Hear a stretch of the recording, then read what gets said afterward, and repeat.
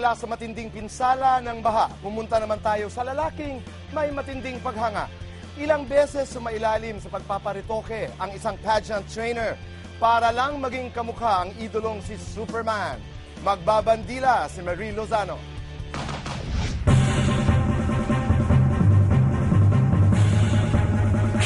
Nagpalagay ng cleft chin, nagpatangos ng ilong, nagpa-inject ng silicone sa labi, at nagpalagay ng implant sa hita. Ilan lang ito sa ipinaritoke ng 35 anyos na si Herbert Chavez para maging kamukha ang iniidolong si Superman. Bata pa lang hanga na siya sa superhero. Katunayan sa dami ng kanyang Superman memorabilias, nagpatayo pa siya ng bahay para dito. Pero di daw siya nakontento.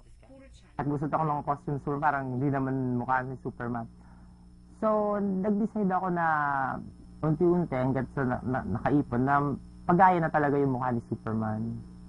1995, unang nagpa-plastic surgery si Herbert. So, ito yung picture ko talaga before. Ilang taong ka nito? Teens ako niya, 16, 17. Ganyan. So, pero ito yung parang ideal na may cheekbone, tapos yung jaw, nose. Pero marami pa raw gustong iparitoke ang pageant trainer. Plano niya ring ipabago ang kanyang ilong gaya ng kay Christopher Reeves o Brandon Routh. Pero tinanggihan na siya ng plastic surgeon.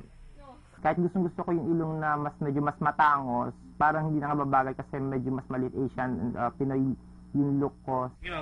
Pangarap din sumailalim ni Herbert sa isang operasyon sa Japan para tumangkad, na lubhang peligroso. Di nag-iisa si Herbert sa may gustong ipagaya sa mukha ng iba. Nasa kamay ng isang doktor kung tatanggapin niya o hindi ang nais iparitoke ng isang pasyente. Wala naman psychological yung battery test dito to find out if the patient is on the verge of being psychotic or neurotic. Wala. Ayon sa psychiatrist na si Dr. Bernadette Arcena, nakakadagdag ng kumpiyansa sa sarili ang plastic surgery. Pero kung walang tigil na sa pagpaparitoke ang isang tao, mayroon itong mas malalim na problema sa sarili. Tinatawag na body dysmorphic disorder. Ang mga pasyente tila di makontento sa pagpaparitoke dahil nakatatak sa isip nilang may mali sa kanilang muka o katawan. They will never be satisfied by just one surgery. Halimbawa, naayos na yung isa, feeling nila there's still something wrong or it is still crooked yung nose ko. Naniniwala naman si Herbert hindi siya addict sa plastic surgery. I think addicted naman is may exact definition. Kung kinakahirap mo na yung isang bagay, sigurado ito na yung addiction, di ba? Tawagin man daw kabaliwan ang di niya mabilang na pagpaparitoke, para kay Herbert ito ay paraan lang niya para sundan ang kanyang pangarap. Para sa Bandila, Marie Lozano. Oh boy, base sa ulat ni Marie, iba ang doktor na dapat puntahan ni Herbert. Iba ang dapat...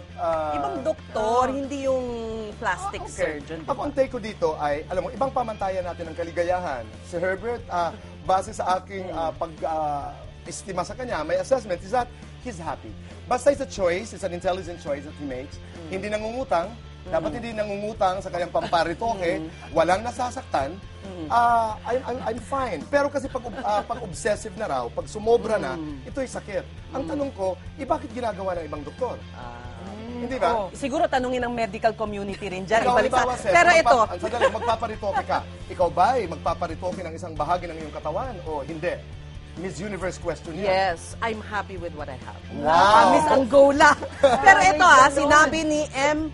Sinon, isang malalim na problema sa sarili sa Twitter, sabi niya. Dapat po makontento kung ano ang meron sa atin. Si bro naman, walang ginagawang perpekto. Alam mo, sinabi nga nung isang designer, sa panahon ngayon, kapag pangit ka pa daw, kasalanan mo na. Kasi, ang dali na ba? Kung may pera ka. So, minsan, akala mo maganda ka, pero sa tingin sa labas, pangit ka na. O, tinan mo to, ito yung mga worst plastic surgery disasters. Mag-ingat ho kayo, baka kayo yung ma-addict dyan at ganito mangyayari sa inyo. Ito, tinan mo. Patingin? Ayan, Patingin niya? Yan is Korea. Okay? Ano in-inject niya? In-injectionan niya ng cooking oil ang kanyang mukha. Ito, makikita mo, pagkakaiba ng mukha niya. From 70s, ang ganda niya. Yan si Cat, ang 1998 tawag na sa iba. kanya, Catwoman of New York. Oo, 2003, 2006, ganyan ang itsura. Oo, kaya mag-ingat Medyo po. sakit na yan. Oo, mahirap kasi nakaka-addict daw po yan.